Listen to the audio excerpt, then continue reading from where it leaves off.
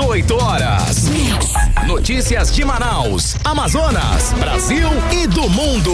Agora na Mix. Salve, salve, você sintonizado aqui em 100,7. Obrigada pela sua companhia. Isso aí, estamos juntos a partir de agora até às 7 da noite, aqui no 18 horas. 18 horas. E é claro que a gente aguarda a sua participação. A gente quer saber o que você pensa, a sua opinião, o que você pensa a respeito dos assuntos que a gente aborda aqui no 18 horas. Manda um zap pra gente pelo 994-887592. E é claro, está valendo também a sua participação para você que nos acompanha ao vivo pelo YouTube. Manda a sua mensagem de texto. 18 horas. E vamos aos destaques de hoje. Manaus registra o terceiro maior aumento de temperatura entre as capitais brasileiras no ano de 2024. 400 quilos de produtos impróprios para o consumo foram apreendidos em açougue clandestino no Jorge Teixeira. E vamos acompanhar os trabalhos nas áreas de risco aqui em Manaus. 18 horas.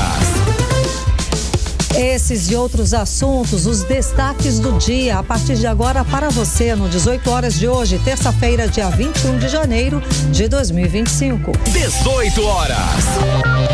E a Prefeitura de Manaus começou hoje uma série de mudanças importantes no trânsito. São interdições, alterações no sentido de vias, novos retornos e a instalação de semáforos que prometem reorganizar o fluxo de trânsito em avenidas como Constantino Neri, Djalma Batista e Pedro Teixeira, além de ruas estratégicas como a da Indústria e Lores Cordovil Kennedson. Já deu para perceber alguma coisa aí, alguma alteração no trânsito? Você já percebeu alguma melhoria, digamos assim, nos trajetos que você fez hoje? Então, Karime, muito boa noite para você, para todos que acompanham aqui o 18 horas da Mix. O fato é que as pessoas ainda estão se adaptando a esses novos roteiros, a novos semáforos, novas sinalizações. Então, com isso, ainda existe uma certa estranheza. Ainda passei por lá, pela Avenida Constantino Neri, já presenciei ali algumas mudanças que tinha antes. Antigamente, quando você queria acessar ali a Arena da Amazônia, você pegava ali aquele semáforo mais um pouco à frente e você acessava à esquerda, a Lores Cordovil. Sim. Só que agora já não é mais dessa forma, você pode acessar antes. E aí aquele acesso depois, ele já tá mudado apenas para ônibus mesmo, alguns outros veículos, não sendo permitido mais fazer o acesso à esquerda, como geralmente acontecia quando alguém queria sair dali da Djalma Batista, sentido quem está entrando para Lores Cordovil, para poder acessar a Avenida Constantino Neri. Então, as pessoas já começaram a estranhar, principalmente por conta do semáforo. As pessoas até chegaram a questionar, agora vai ter... O que aconteceu? Não, pois vai ter dois semáforos no mesmo trecho, será que isso daí realmente vai auxiliar, vai ajudar de alguma forma ou não? Então, basicamente, essas mudanças causaram essa desconfiança da parte dos condutores, Karime, e são mudanças que, inclusive,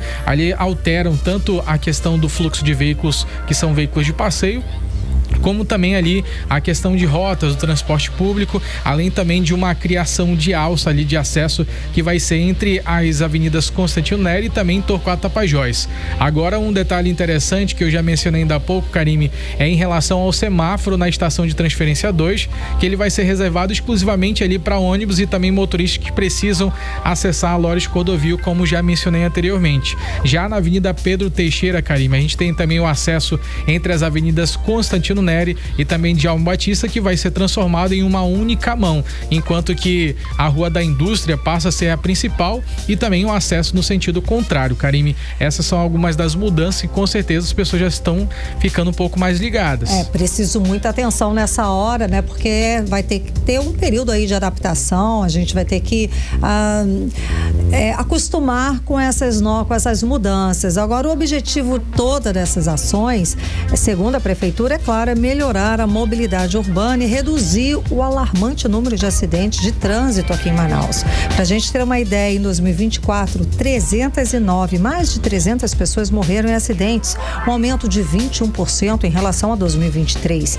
As mudanças, como a gente está falando, exigem atenção redobrada dos motoristas e de quem usa, dos passageiros do transporte coletivo, já que os itinerários também vão mudar, então é preciso atenção redobrada, não é, Kennedson? Com certeza, Karime, precisa atenção redobrada não apenas dos condutores, mas também de quem depende do transporte público, porque também vão ter alterações no trânsito que impactam diretamente o transporte coletivo. Por exemplo, 18 linhas de ônibus tiveram ali os seus itinerários readequados para acompanhar essas novas configurações viárias. As linhas vindas do Eldorado, por exemplo, agora elas utilizam a Rua da Indústria para acessar Constantino Neri. Já no entorno da Estação Arena, as operações permanecem inalteradas, não vai ter nenhum tipo de alteração naquele sentido, garantindo que os passageiros sejam atendidos normalmente ali naquele trecho. A partir desta terça-feira, tem um novo ponto ali de parada que foi implementado na Rua da Indústria para as linhas 118, 540, 652, 672, A202, A402 e essas são algumas linhas que tiveram ali, foram implementadas para essa nova parada. Por outro lado, também temos parada na Avenida Pedro Teixeira, que ela foi desativada, Karime. Então, são algumas mudanças aí que a gente já começa a se readequar, que impactam não apenas ali os condutores que passam por ali regularmente, claro, como também quem depende do transporte público, Karime. Então é preciso atenção redobrada, não é isso? Com certeza. A gente falou inclusive ainda há pouco com o Renato Bruno, ele que é chefe de operações do Instituto Municipal de Mobilidade Urbana, e ele traz pra gente um pouquinho sobre os principais objetivos da Prefeitura, do Instituto Municipal, para poder realizar essas operações, e é o que o Renato Bruno fala com a gente agora. Boa noite, ouvintes da Rádio Mix. A Avenida Constantino Neri passou por intervenções para garantir uma maior fluidez e segurança de tráfego de veículos ali naquela área.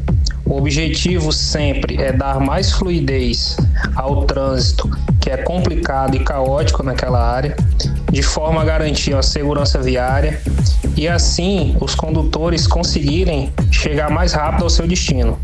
Hoje foi o primeiro dia, mas em breve, com o costume das mudanças, nós poderemos ter uma fluidez aumentada em toda aquela região. 18 horas. Com certeza esse é o objetivo, aumentar a fluidez dos veículos, mas também otimizar o trânsito, porque agora a gente está em um período que ainda estamos em férias escolar. E é um excelente período para começar esse tipo de mudança, que não tem tanto trânsito na rua, né? Período de férias escolares, muita gente de empresa também aproveita para tirar férias nesse início do ano, então realmente o trânsito não está muito intenso, né? Agora nesse janeiro, então acho que é perfeito para fazer qualquer alteração desse porte, já que vai mudar muito.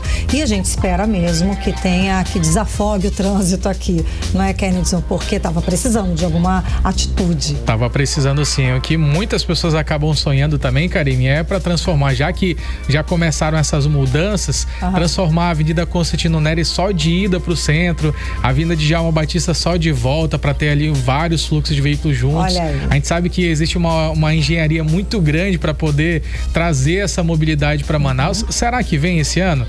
A gente já está vendo essas mudanças, alguma coisa já começou, já é alguma coisa, né? Já é algum tipo de atitude, já é algum tipo de ação para melhorar a fluidez. Parece que acho que vai dar um bom resultado, viu? Lá para março, né? Abril, nós vamos ter aí algum tipo de feedback dessas ações. Agora, o mais importante é diminuir o número de acidentes, e a gente registrou acidentes fatais ano passado, um número muito alto, e esse é o objetivo maior, né? O objetivo principal das ações. Agora, é importante lembrar também que vão ter agentes do Instituto Municipal de Mobilidade Urbana nas ruas orientando os motoristas, não é? Com certeza, Karime. Nesse momento, ele é muito importante essa utilização dos agentes, porque eles orientam, fazem com que os condutores sigam pelas vias corretas, orientam ali o condutor que às vezes está ali sem saber de fato para onde ir, ainda estão se adaptando a esse novo itinerário. Então, com certeza, essa participação dos agentes municipais são de extrema necessidade para que o fluxo de veículos consiga fluir normalmente, mesmo após essas mudanças, Karime. Você está ouvindo 18 horas. E a Agência de Defesa Agropecuária e Florestal do Estado do Amazonas, ADAF, em conjunto com a Vigilância Sanitária, apreenderam 400 quilos de produtos impróprios para o consumo num açougue clandestino no bairro Jorge Teixeira, lá na zona leste da capital. Entre o material apreendido estavam carne que estava ali em situação de sobreproduto e de animais abatidos ilegalmente que foram descartados no aterro sanitário de Manaus. Também foram apreendidos animais vivos que estavam sendo vendidos sem autorização. O técnico agropecuário Samuel Bernardo, da ADAF, explicou que a ação partiu de uma denúncia feita para a Comissão de Proteção aos Animais, Meio Ambiente e Desenvolvimento Sustentável da Assembleia Legislativa. Na ação, as equipes encontraram as irregularidades. Vamos ouvir. Quando a gente chegou no local, de fato constatou-se que havia animais vivos ali e a ADAF, devido a isso, tomou-se a providência de aplicar um auto de infração devido a esses animais estarem sem documentações ou sanitárias, que no caso é o GTA. E também, quando se trata dos produtos de origem animal, esses produtos não tinham origem, não tinha nenhum registro, não tinha nenhum procedimento que garantisse a inocuidade do produto para ser ofertado à população, garantindo assim a saúde pública. 18 horas. A Vigilância Sanitária interditou o local por não ter licença e aplicou autos de infração. A operação também contou com o apoio de policiais da Delegacia Especializada em Crimes contra o Meio Ambiente. Os responsáveis foram conduzidos à delegacia para prestar esclarecimentos. 18 horas. E um homem identificado como Edson Silva, de 30 anos, foi detido depois de invadir a igreja Nossa Senhora de Fátima, na zona sul de Manaus, e agredir o padre Romildo Gerardi. O caso foi hoje de manhã. Segundo informações da Polícia Civil do Amazonas, o Edson Silva, ele entrou na igreja sem ser notado e aí foi até o refeitório onde o padre estava sozinho. Foi quando o Edson começou a falar frases desconexas, ali julgou, fez vários joguinhos religiosos, jogou ali o padre no chão e além disso também agrediu ele com vários socos, Karime. Terrível, imagina a cena, o padre conseguiu gritar por socorro, uma cozinheira ouviu os gritos do padre, chamou a polícia. Em depoimento, Edson afirmou que não tinha o intuito de agredir o padre, e sim de lhe dar um abraço. Será mesmo que ele tinha essa intenção de dar um abraço? Jogou o padre no chão e socou ele, imagina, né? Que abraço é esse? O padre Romildo Gerardi, ele não apresentou lesões graves, Karime, e por esse motivo não foi ali necessário fazer o exame do corpo de delito. O Edson Silva, ele assinou um termo circunstanciado de ocorrência e foi liberado. A Polícia Civil segue investigando o caso. 18 horas. E a Justiça do Amazonas garantiu o direito de família a viajar com animais de apoio emocional. A Justiça determinou que uma companhia aérea autorize o embarque de uma família junto com seus animais de apoio emocional. A decisão envolve uma situação delicada. A mudança da família para outra cidade. Inicialmente, a empresa havia negado o transporte de todos os animais, o que levou o caso aos tribunais. Para entender os detalhes dessa decisão e o impacto que ela pode ter para outras famílias em situação semelhante, vamos acompanhar agora a reportagem de Odiné Araújo. A mudança de uma família de Manaus para Fortaleza foi parar na Justiça do Amazonas. Isso porque a família tem um gato e 2 cachorros, mas a companhia aérea não autorizou o embarque de todos os animais. Apenas o gato poderia viajar com a família. Por causa disso, a família procurou a Defensoria Pública, que entrou com ação na Justiça. E a juíza Lia Maria Guedes de Freitas determinou que a empresa aérea permitisse que a família viajasse com todos os seus animais de apoio emocional. É que 2 membros da família têm transtorno do espectro autista. Além disso, um dos passageiros é menor de idade e depende dos cães para seu tratamento. A psicóloga Jéssica Gonçalves explica que os animais de apoio emocional têm um papel comprovado no bem-estar de pessoas com condições como autismo e ansiedade. Eles oferecem um conforto em situações de estresse e ajudam a estabilizar as emoções. No caso específico específico dessa família, a importância é ainda maior, porque os animais não só vão ajudar a enfrentar o estresse da viagem, como também vão desempenhar um papel crucial na adaptação de uma nova rotina em uma nova cidade. Eles são um ponto de estabilidade que eles vão ajudar essas crianças a se sentirem mais seguras em meio de tantas mudanças. Além disso, segundo a psicóloga Jéssica Gonçalves, as viagens longas são desgastantes para qualquer criança, especialmente para aquelas atípicas. O ambiente é diferente, o barulho e a duração do voo podem gerar ansiedade ou até crises. Nesse contexto, os animais de apoio emocional ajudam a manter as crianças mais calmas e confortáveis, minimizando os impactos negativos. Além disso, eles permitem que as famílias lidem melhor com situações imprevisíveis durante a viagem, garantindo uma experiência mais tranquila para todos. A juíza baseou sua decisão na legislação que garante direitos a passageiros com necessidades especiais, incluindo aqueles que utilizam animais de apoio. Também foi comprovado que os animais possuem todos os documentos necessários para a viagem. Odneia Araújo para o 18 horas. Você está ouvindo 18 horas. Política. Vamos falar de política, dos bastidores da política local com Cíntia Blink, que já está aqui ao vivo com a gente. Cíntia, boa noite, Cíntia. Então, vamos lá. O Ministério Público está acusando o vereador Sargento Salazar, que foi o mais votado de Manaus, de homicídio. Uma história complicada, delicada, não é? Boa noite. Boa noite, Karime. Boa noite, Kennedy. Com todo mundo que está com a gente na 100.7. Exatamente. Ele foi o vereador mais votado de Manaus, né? Mais de 20 mil votos, 22 mil e tanto, seguido aí no seu lugar por Zé Ricardo, que bateu 15 mil e tanto. Então, uma diferença muito grande. Ele realmente foi aclamado nesse primeiríssimo lugar aí. E agora vem essa acusação. Na verdade, apesar deles estarem de férias das sessões, o Sargento Salazar, ele é conhecido por ser uma presença marcante ali dentro das redes sociais.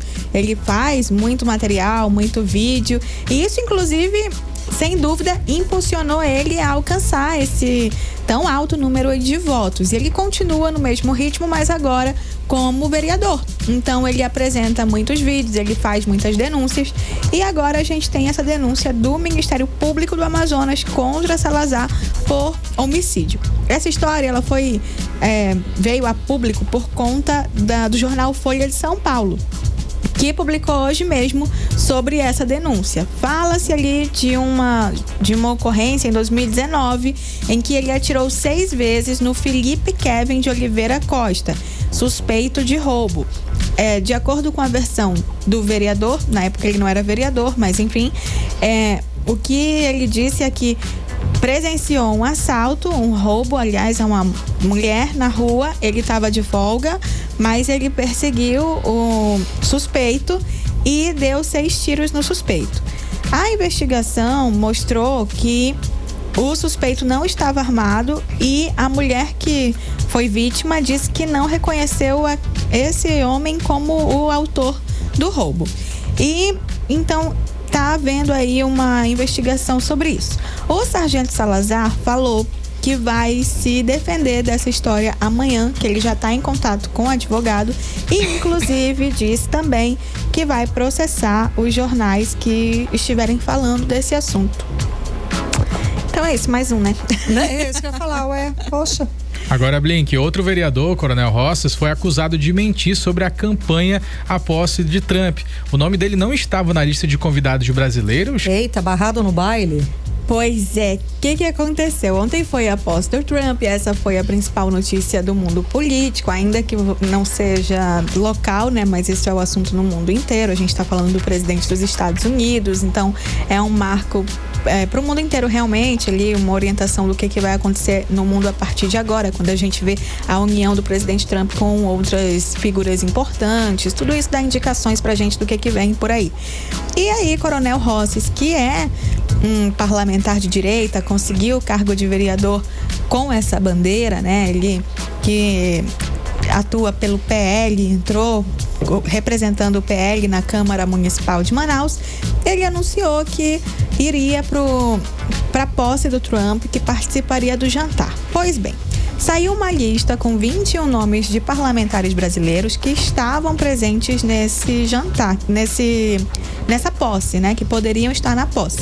E o nome de Coronel Menezes e o nome de Coronel Rosses não estava lá. Por isso, muitos internautas começaram a perguntar, como é que entrou se o nome não tá ali e tudo mais?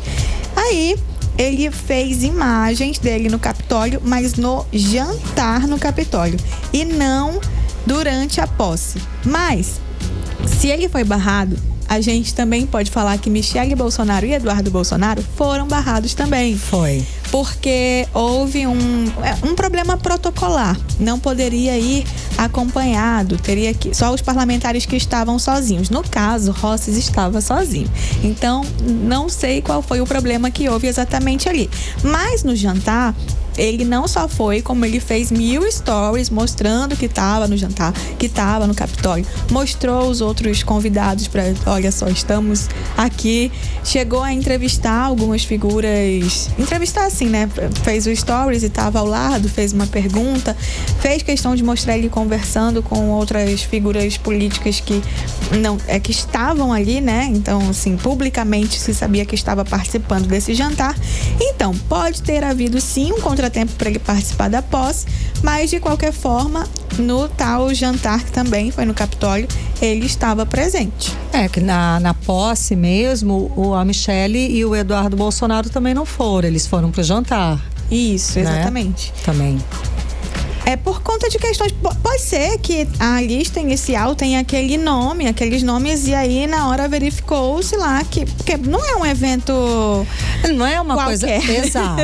Exatamente. Então, todo o protocolo talvez tenha impedido de algumas pessoas adentrarem. O fato é que o nome do Rosses não tá lá, realmente repercutiu nas redes sociais. As pessoas foram falar, você tá ou não tá? Você vai ou não vai? Você não tava aí gastando uma onda dizendo que ia, e aí agora foi barrado? Como Mas pode? ele reverteu a história fazendo lá todos os stories possíveis, mostrando que estava aqui no jantar. E faltou foi trazer o menu, que eu fiquei até curiosa para saber. Verdade.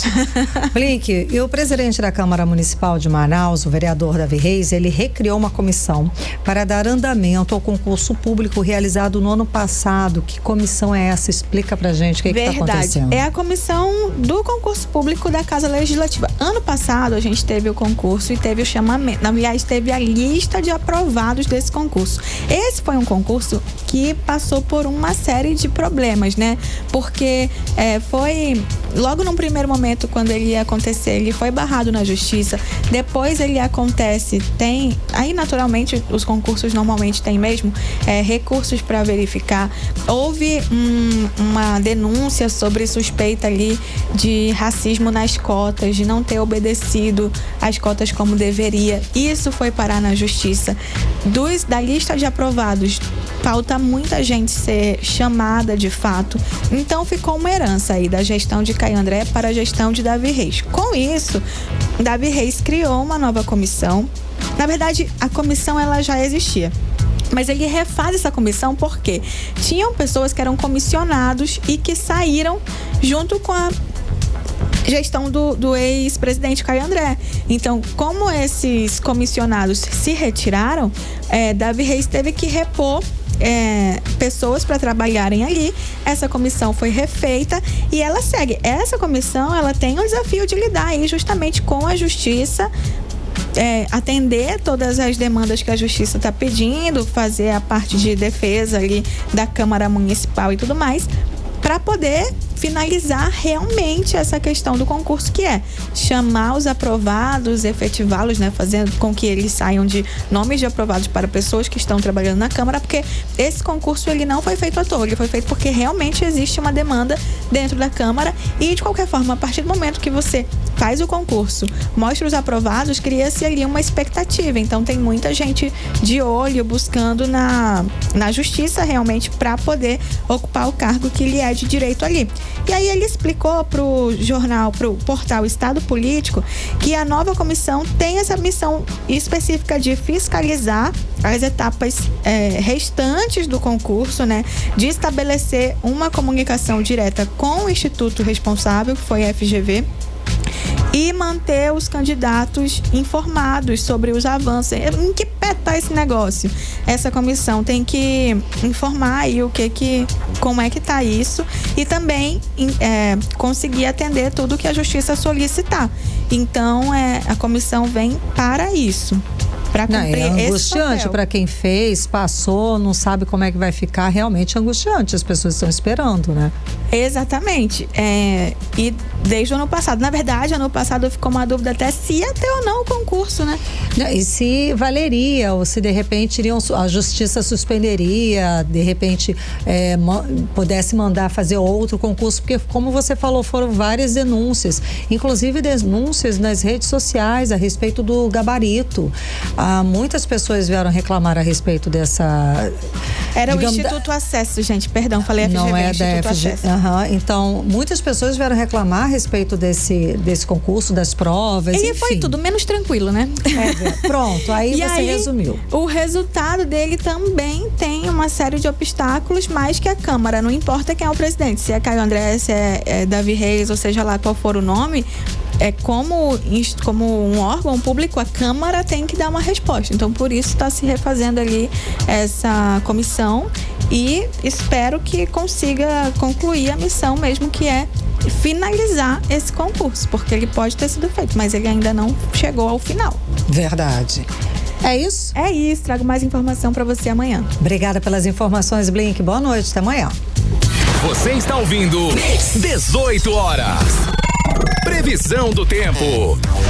E segundo informações do Clima Tempo, para amanhã a previsão é de chuva forte na parte da manhã. De tarde dá uma trégua, mas a chuva volta a ficar intensa de noite. Segundo informações do Clima Tempo, a mínima prevista é de 23 graus, a máxima pode chegar a 30 graus. As chances de chuva são de 84%. E a umidade relativa do ar fica entre 70% e 96%. 18 horas. Vamos saber agora a cota do Rio Negro em Manaus, no Porto, com Kenedson Paz. E o Rio Negro diminuiu o ritmo de subida de ontem para hoje. O nível das águas aumentou apenas 10 centímetros, menos do que nos dias anteriores. Agora a cota do Rio Negro, ali no Porto de Manaus, é de 21 metros e 48 centímetros. 18 horas. Agora em Manaus, 6 horas e 29 minutos. Você segue acompanhando os destaques do dia no programa 18 horas aqui em 100,7 até às 7 da noite. Em Manaus registrou o terceiro maior aumento de temperatura entre as capitais brasileiras em 2024. Até aí pra gente, né, Kenedson? Não tem novidade nenhuma, todo mundo sentiu esse calorão. Pois bem, os dados oficiais, uma coisa que a gente já percebeu, são do Centro Nacional de Monitoramento e Alertas de Desastres Naturais e revelam que o salto foi de 2 graus em relação à média do período de 1940 a 1970. Foi um calor recorde mesmo, né, Kenedson? Com certeza, Karime, não apenas 2 graus, pelo menos a sensação térmica foi de muito mais aqui em Manaus. E esse aumento, ele reflete uma tendência de aquecimento contínuo, que, segundo especialistas, ela foi intensificada nos últimos 2 anos, colocando em risco o equilíbrio climático global. A gente vai acompanhar os detalhes agora com o Rodrigo Soares. Manaus está entre as cidades que mais sentiram o impacto do aquecimento global nos últimos anos. Segundo um estudo do Centro Nacional de Monitoramento e Alertas de Desastres Naturais, o CEMADEM, a temperatura média na capital amazonense aumentou em 2,073 graus Celsius, comparada ao período entre 1940 e 1970. Esse resultado coloca Manaus na terceira posição entre as capitais brasileiras que mais registraram aumento na temperatura. Apenas municípios de São Paulo e Paraná apresentaram números maiores, chegando a 3,2 graus Celsius acima da média histórica. O ano de 2024 foi considerado o mais quente da história. Pela primeira vez, a temperatura global ultrapassou o limite de 1,5 grau acima da média do período pré-industrial, marca que é considerada crítica para o equilíbrio do clima no planeta. A pesquisadora Ana Paula Cunha, do CEMADEM, destacou que a análise foi feita com base em dados de satélites e medições terrestres, utilizando o sistema ERA 5 do Serviço Climático Europeu, o Copérnicus.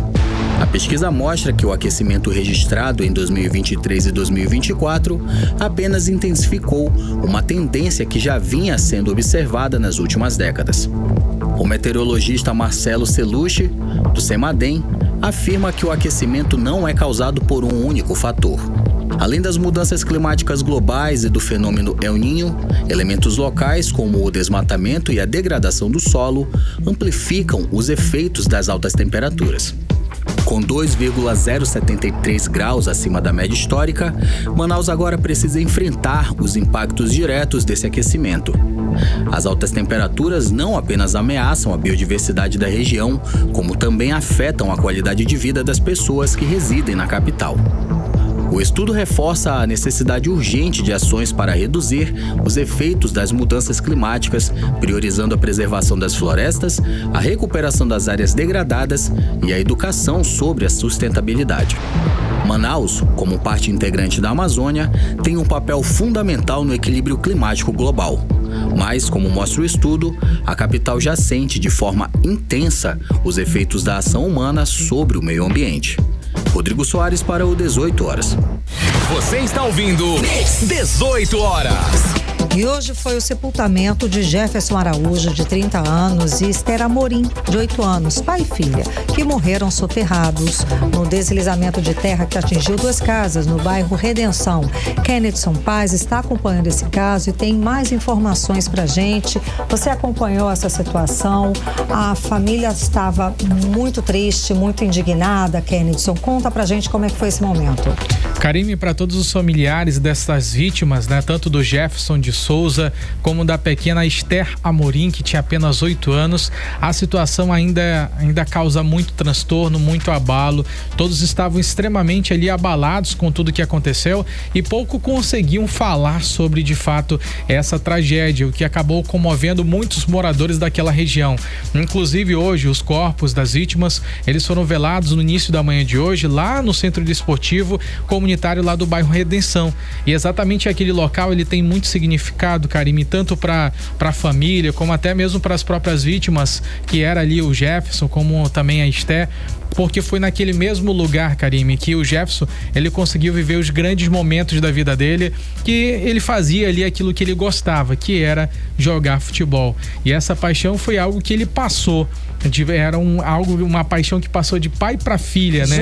Os dois curtiam junto esse lazer. Exatamente. Né? Tem muitas fotos, inclusive, dos dois no jogo de futebol, aproveitando esse momento juntos. Ela era a principal torcedora, né, do pai, e ela acompanhava para onde ele ia, tudo que ele fazia, a Estherzinha estava ao lado dele, e as pessoas até mesmo lembram desses momentos, que ela sempre estava à beira do campo, observando as grandes conquistas do pai, que inclusive foi consagrado campeão nesse mesmo ginásio onde os corpos das vítimas foram velados ali, onde aconteceu essas últimas despedidas. E ali, por volta das 11 horas da manhã, saiu o cortejo lá desse CDC da Redenção em direção ao cemitério Nossa Senhora de Aparecida, lá no bairro Tarumã.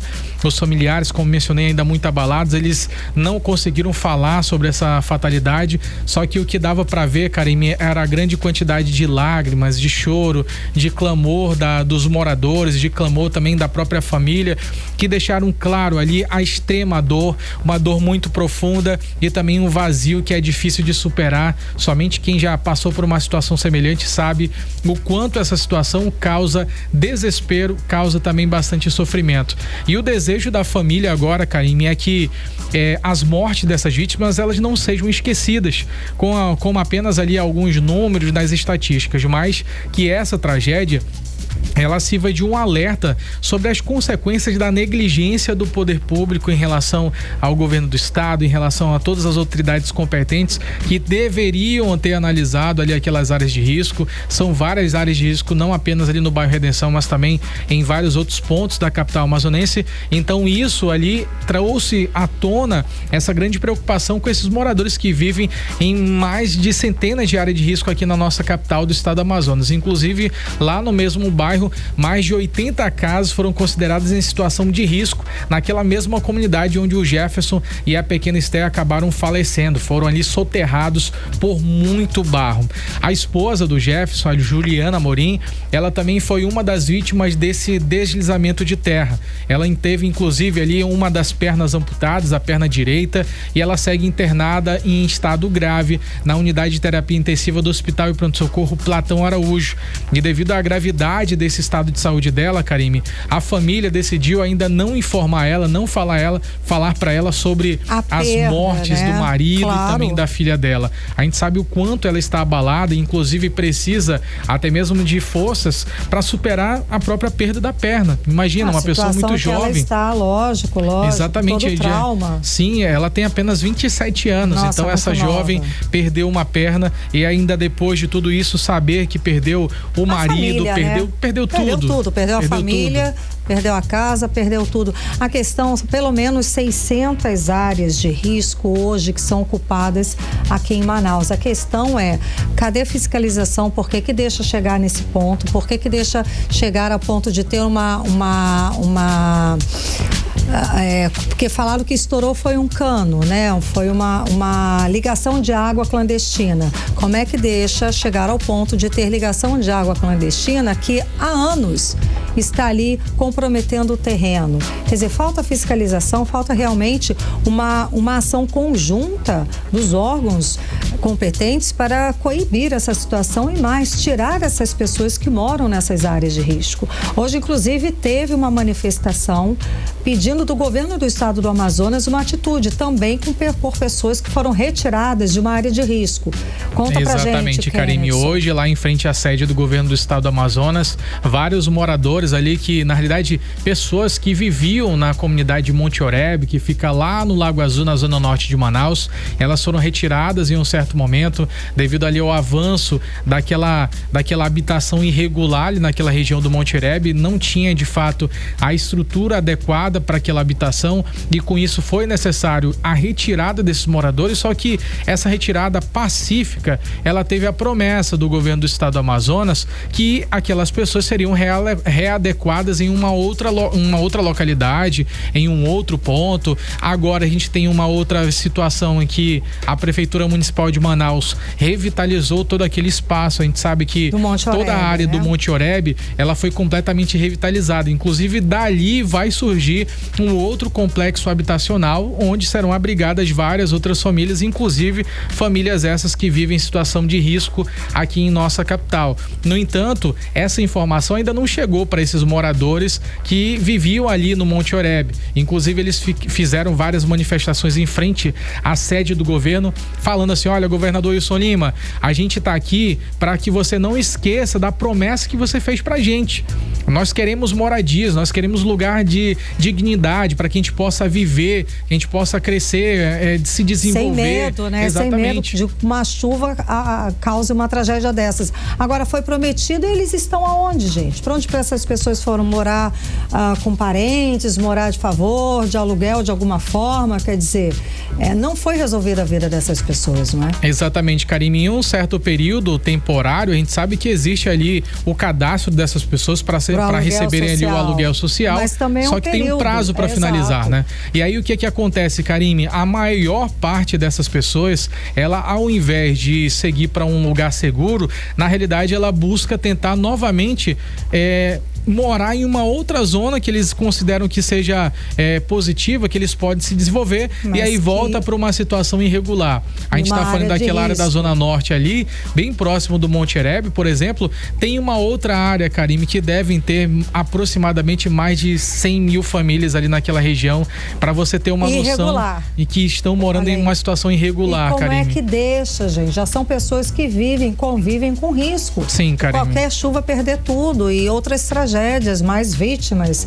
Ou seja, falta fiscalização, não é? Com certeza falta muita fiscalização e muitas pessoas se sentem abandonadas, como é o caso da dona Jucineide da Silva Almeida, ela que mora lá no Bairro Redenção. Ela também teve uma das casas atingidas ali, na realidade a casa dela foi uma das que foi prejudicada, foi destruída. Inclusive ela conta pra gente agora, a dona Jucineide da Silva Almeida, sobre o que ela tá sentindo. Ela tá desesperada, vamos ouvi-la. Eu estou muito abalada mesmo com essa situação, eu perdi minha casa realmente e a Defesa Civil condenou ontem, disse que tá condenada, que não pode entrar, a qualquer momento pode desabar. E aí, é assim, estou muito abalada com a situação, só vivo chorando, o tempo todo chorando. Por causa da situação que eu tô passando, muito triste mesmo. 18 horas. No local, a Defesa Civil Municipal Carime confirmou, ressaltou que as famílias prejudicadas, elas foram cadastradas para receber o auxílio aluguel no valor de R$600 e que elas seriam relocadas ali no tempo mais breve possível, e é o que essas famílias estão esperando, porque a dona Jucineide até agora ela disse que ainda está na casa da filha. Preciso ter agilidade nesse processo. As pessoas estão na rua. Kenneth, obrigado pela apuração, obrigada pelas informações. 18 horas.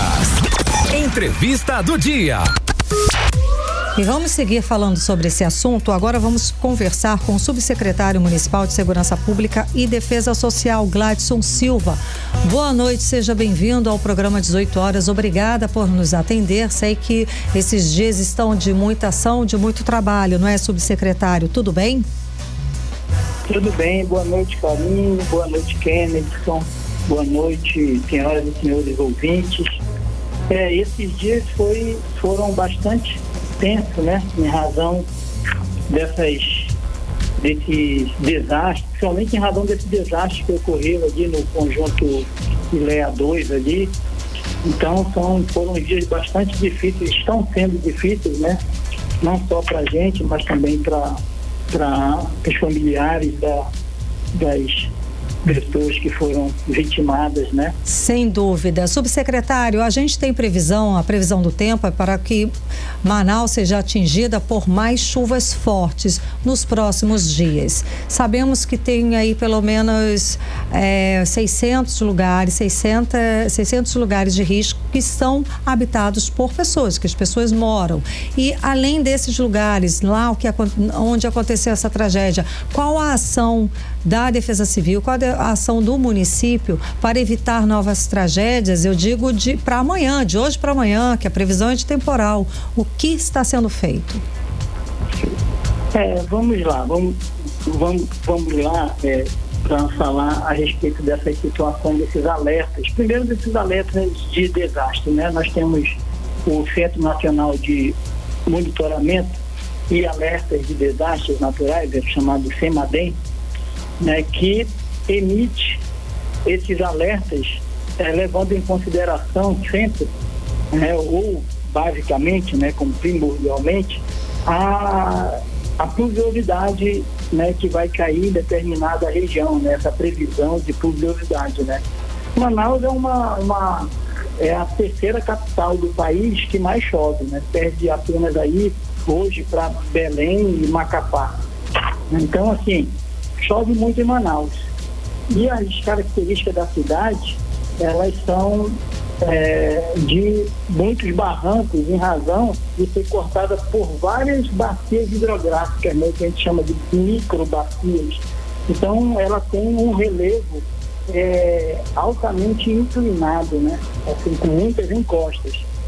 E, de fato, as chuvas, né, quando caem em Manaus, elas sempre geram esses alertas, né, de possíveis deslizamentos nessas encostas, que infelizmente, em razão de não ter havido no passado uma política eficiente habitacional, acabou fazendo com que as famílias entrassem nesses locais de risco, né, nessas encostas, e construíssem suas casas ali, justamente por não terem uma outra condição, né, de não ter sido apresentado um outro modelo, uma outra possibilidade, o que está sendo mudado agora com essa situação do plano habitacional que o prefeito Davi Almeida está implantando. Mas O que a Defesa Civil... Pois é, subsecretário. Para essa noite, por exemplo, a previsão de amanhã, dessa noite, madrugada, é de chuva forte. Para essas pessoas que hoje estão em áreas de risco, o que está sendo feito? Não, olha só, vamos lá. A Defesa Civil de Manaus, ela já mapeou, né, todas as áreas de risco, tanto de deslizamento quanto de alagações, né, e vem constantemente mantendo contato com os moradores dessas áreas, né? Hoje, quem mora em área de risco sabe que é morador de área de risco, porque a Defesa Civil está sempre mantendo esses contatos com os moradores dessas áreas, dessas diversas áreas, como você citou aí, né? Mais de 600 áreas de grau elevado de risco, né? E esses moradores, eles sempre recebem a orientação da Defesa Civil que se há uma chuva, né, há um alerta de chuva com alta pluviosidade, essas pessoas elas devem sair de suas casas. E vão para onde? E vão para onde, subsecretário? Qual a alternativa? Existem abrigos? Sim, vamos lá. A Prefeitura de Manaus, no ano passado, em maio, lançou um plano de contingência. Esse plano ele é público, ele está dentro do site, foi mandado para todos os órgãos de imprensa ou para aqueles órgãos que se interessaram e que pegaram com a nossa Secretaria de Comunicação.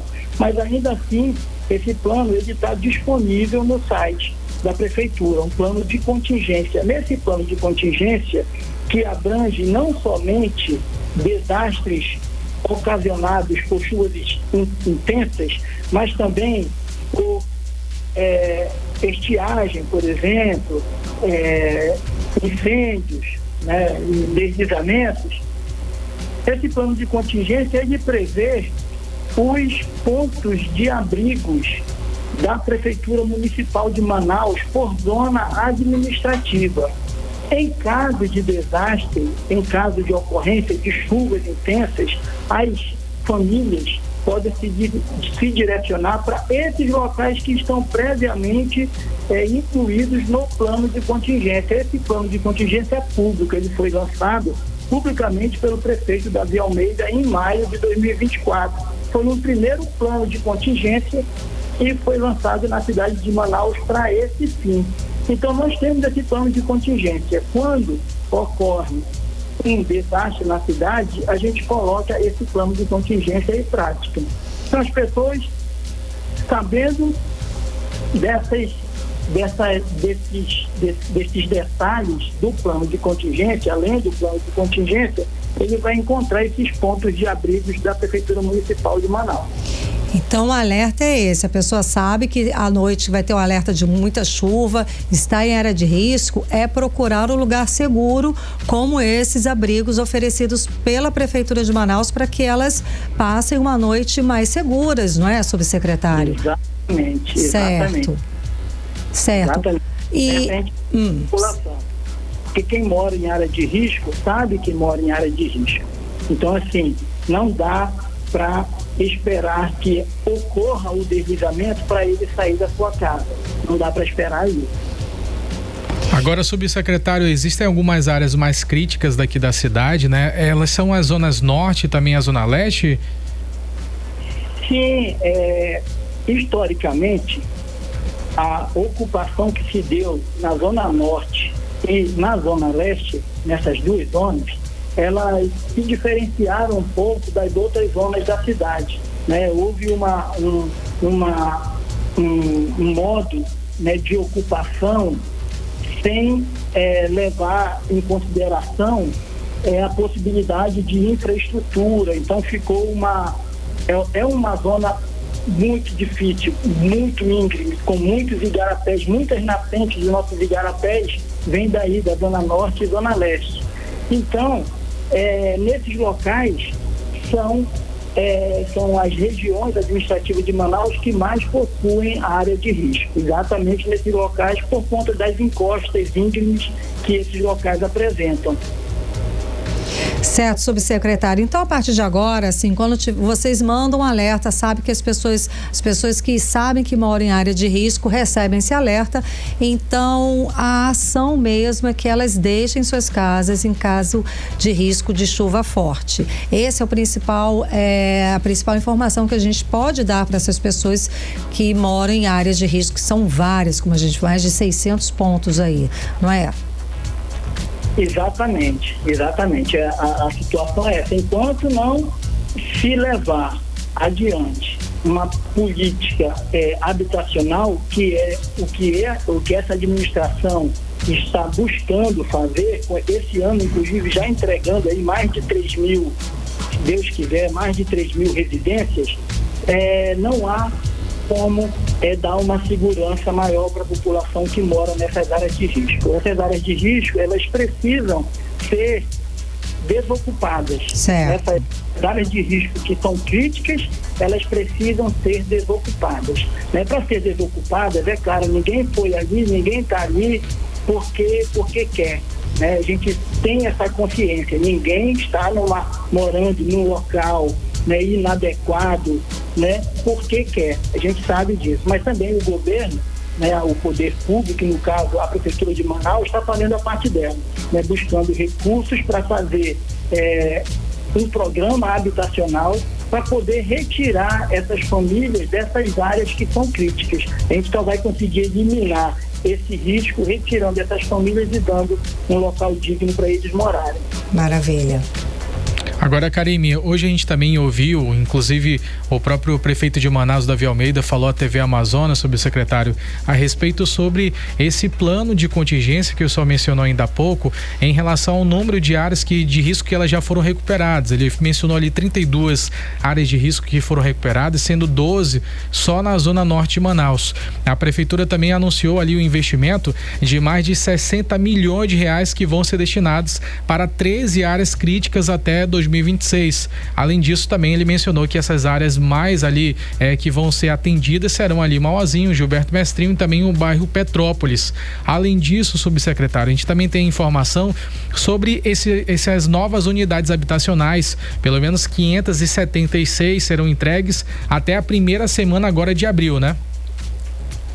Essa última informação eu não tenho aqui comigo. Essa última informação eu não tenho aqui comigo. Mas em relação à situação das áreas de riscos, que estão tendo a intervenção da Prefeitura Municipal de Manaus, é exatamente isso mesmo, essas mais de 30 áreas que foram beneficiadas com o serviço de contenção de encosta, com serviço de infraestrutura para eliminar risco para os moradores.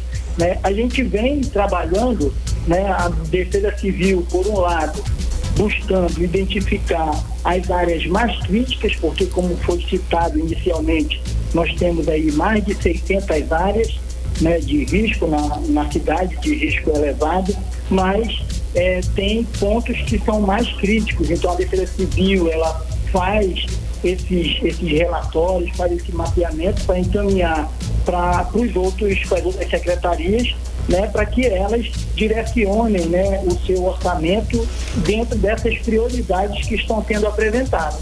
Então, há um esforço muito grande de todas as secretarias da Prefeitura de Manaus para levar a termo a política direcionada pelo prefeito Davi Almeida, no sentido de dar dignidade para essas pessoas que moram nessas áreas de risco, ou fazendo a diminuição ou eliminando o risco dessas áreas, ou em caso de não possibilidade, por conta de orçamento, que é muito caro para você, muitas das vezes, eliminar uma área de risco por completo, eliminar o risco de uma área por completo, dependendo do tipo de área. Muito melhor você investir em programas habitacionais para retirar essas pessoas dessas áreas que são críticas, que não há como você solucionar o problema daquela área em razão do volume mesmo, volume orçamentário para aquilo ali. Tá então, certo. a gente está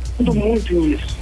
Tá certo, subsecretário, muito obrigada pela sua participação hoje aqui conversando com a gente no 18 horas, esclarecendo questões tão importantes para a gente aqui a respeito dessa situação que a gente está mostrando e explicando para toda a sociedade o trabalho que já está sendo feito pela Prefeitura de Manaus. Obrigada pela sua presença, pela sua participação hoje aqui no 18 horas.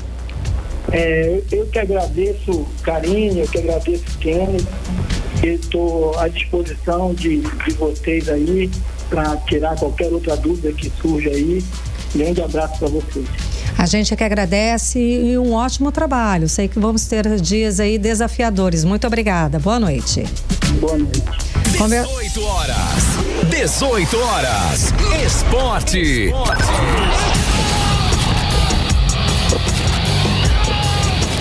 A empresa responsável pela venda de ingressos para o jogo do Vasco contra o Madureira em Manaus, que acontece nessa quinta-feira, foi notificada por não atender a lei que garante direitos das pessoas com deficiência. A empresa tem 72 horas para responder. Se não atender, pode ser multada conforme o Código de Defesa do Consumidor. Vamos agora aos detalhes com Odinei Araújo.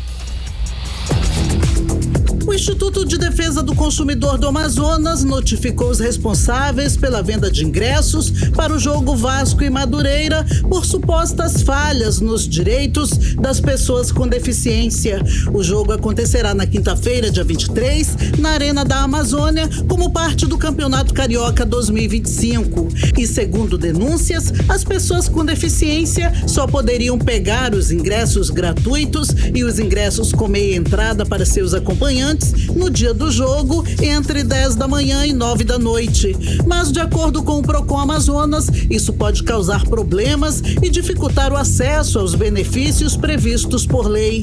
Além do mais, segundo o diretor-presidente do Procon Amazonas, Jalil Frache, essa determinação da empresa vai contra a Lei 13.146/2015, que garante igualdade de condições para pessoas com deficiência. A gente tem que estar bastante atento. As empresas que realizam eventos no estado do Amazonas têm que estar atentas a isso, a essas questões. Não adianta colocar prazos mínimos que sejam incompatíveis com a realidade para que ele retire o ingresso e possa ir ao jogo. Então, rever essa questão, o Procon Amazonas está em cima, está de olho e tem o apoio dos demais órgãos de controle nesse sentido. Então, por determinação conjunta, nós estamos fiscalizando e daqui a notificação foi realizada e agora vamos lutar pelo direito de você, consumidor amazonense, que seja garantido. O Procon pediu que a empresa esclareça como será feita a entrega dos ingressos, se o local para a retirada é acessível, quantos assentos serão reservados para as pessoas com deficiência e seus acompanhantes e se é possível antecipar a retirada dos ingressos para facilitar o acesso ao evento. A bilheteria tem 72 horas para responder. Se não atender, a empresa pode ser multada conforme Código de Defesa do Consumidor. Odinei Araújo para o 18 horas. Você está ouvindo 18 horas. Vamos agora para outras manchetes do dia. Criptomoeda de Trump movimenta 350 milhões de reais e desbanca Bitcoin no Brasil. Em Davos, chanceler da Alemanha cita a conversa com Trump e fala de parceria. Hamas anuncia a libertação de mais de 4 reféns no sábado. Governo federal vai usar inteligência artificial de 10 milhões de dólares para evitar fraudes no INSS. 18 horas. Vamos agora direto para o editorial 18 horas. Editorial 18 horas. A previsão da meteorologia é de grandes chuvas em Manaus nos próximos dias. No último fim de semana, uma tragédia matou pai e filha num deslizamento de terra. Manaus é líder em alertas de desastres naturais no Brasil. A informação é do Centro Nacional de Monitoramento e Alertas de Desastres Naturais. Foram 50 alertas emitidos em 2024. Um dos casos mais marcantes em 2023, que causou a morte de 8 pessoas, foi no dia 14 de março. Um deslizamento no bairro Jorge Teixeira, na Zona Leste, arrastou e matou moradores. A cidade continua correndo atrás do prejuízo sem grandes avanços na prevenção. É preciso dar condições para as famílias deixarem as áreas de risco. Além disso, é preciso impedir que essas áreas continuem sendo ocupadas. São vidas que podem e devem ser salvas. É uma responsabilidade das autoridades que precisam agir mais firmemente para evitar mais e mais mortes. 18 horas. 7 em ponto, 18 horas de hoje fica por aqui, agradecendo a sua companhia, a sua audiência. Um beijo, boa noite, até amanhã. Boa noite, Kennedy. Boa noite. Você ouviu 18 horas. As notícias do Brasil e do mundo. De volta amanhã.